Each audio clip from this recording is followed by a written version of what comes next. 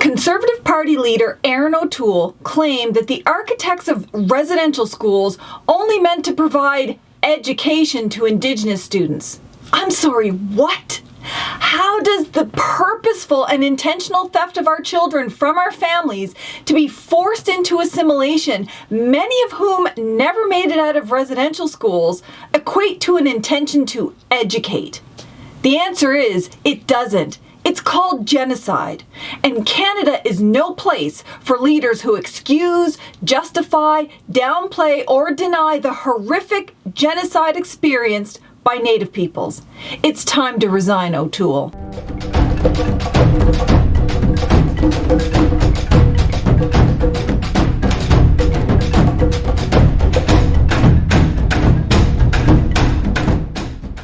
Indian residential schools in Canada and the United States were never meant to educate Native children.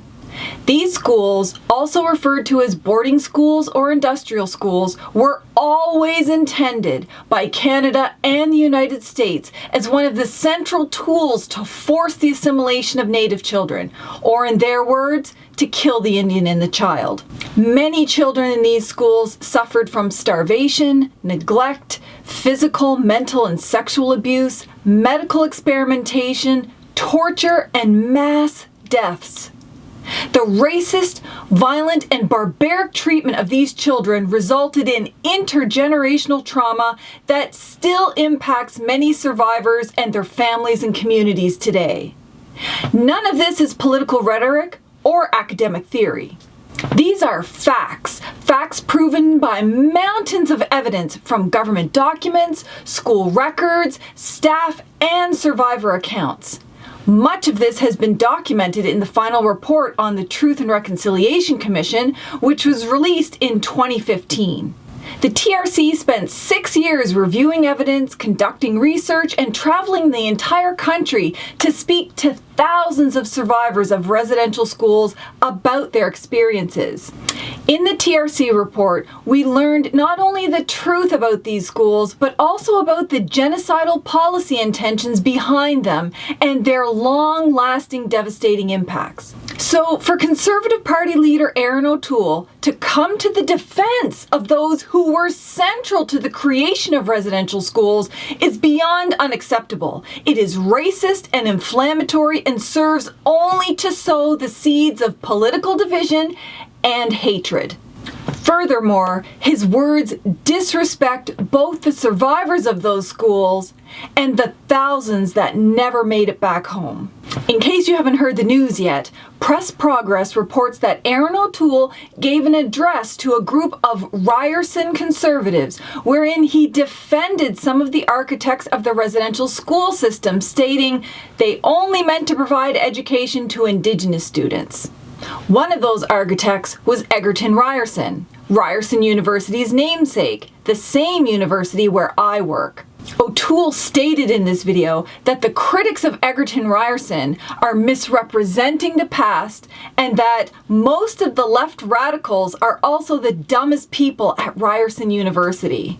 His awkward descent into name-calling critics and whitewashing Canada's genocidal policies and policymakers sounded more like a Trump-style rant than an informed address to students. And more importantly, O'Toole's video address was devoid of fact and reeks of political opportunism. It sounded more like liberal bashing than any serious concern about the historic and ongoing legacy of residential schools. Residential school survivors deserve better than that. And I think it's important to remember that while Resign O'Toole has been trending on Twitter all day, his remarks reflect not only on him, but on the entire Conservative Party. There has been a consistent trend in the Conservative Party around genocide denial. Some of you might recall Conservative MP Pierre Poilievre, who said that Canada was not getting value for money by compensating residential school survivors. Literally hours before the residential school apology was made in Parliament, Poilievre said that the survivors of residential schools need a stronger work ethic and not compensation. He was later forced to apologize. But only 3 years later, when announcing a stained glass window in honor of residential school survivors, former Conservative Minister of Aboriginal Affairs John Duncan stated that the residential schools were not an act of genocide. They were just a well-intentioned education policy gone wrong. Calls were also made for his resignation after many letters and emails of outrage were sent to the Conservative Party. But the internal Conservative response was to just not answer questions. 6 years later, and Conservative Senator Lynn Bayek sparked mass public outrage and calls for her removal when she claimed that an abundance of good came from residential schools. But she also posted letters from the public on her website, the majority of which made racist and derogatory comments about First Nations. She was suspended as senator, forced to take cultural awareness training, resisted that training, was forced to take a second round of training, and now calls for her removal continue to get stronger. And sadly, it doesn't stop there. When the National Inquiry into Murder to Missing Indigenous Women and Girls released its final report in June of 2019, it found, as a matter of fact and law, that Canada was guilty of both historic and ongoing genocide. Well, what was the Conservative response? Scheer said that the issue does not fall under the category of genocide, and that the high rates of violence against Indigenous women and girls is its own thing.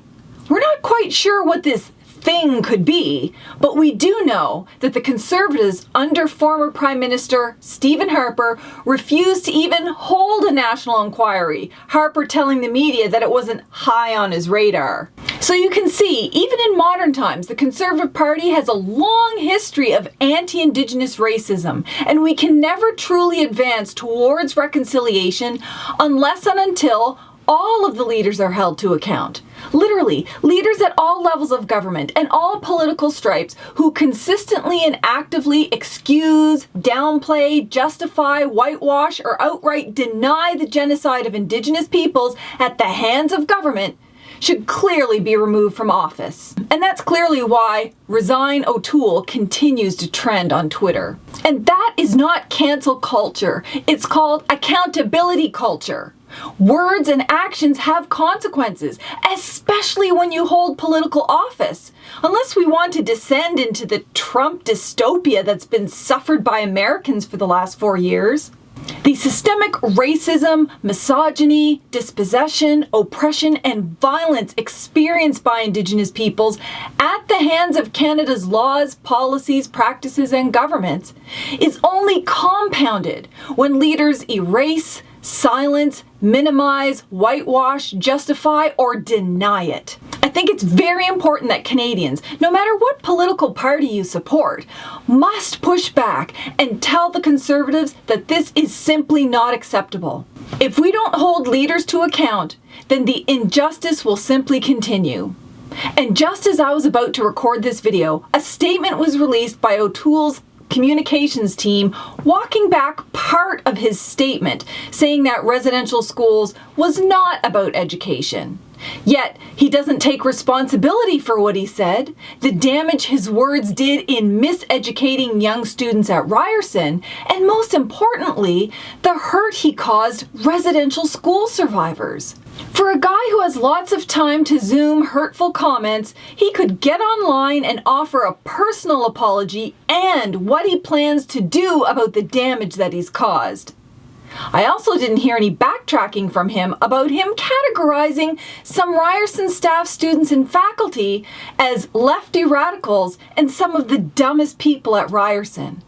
There are many highly educated, experienced people at Ryerson who care very deeply about human rights, environmental protections, and reconciliation with Indigenous peoples.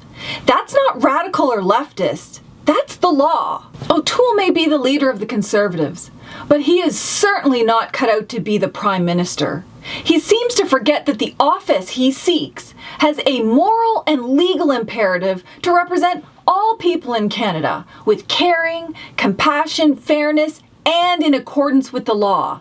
But let's get real. No one really believes his partial backtracking. There is little at this point that he can do to restore faith in his leadership or in his party. and he should in fact resign. But given the mess that O'Toole has made of this issue, I think it's important for me to provide a few of the highlights from the TRC, given that we're at the 5-year anniversary. Number 1, Canada's residential school system for Indigenous children was an education system in name only.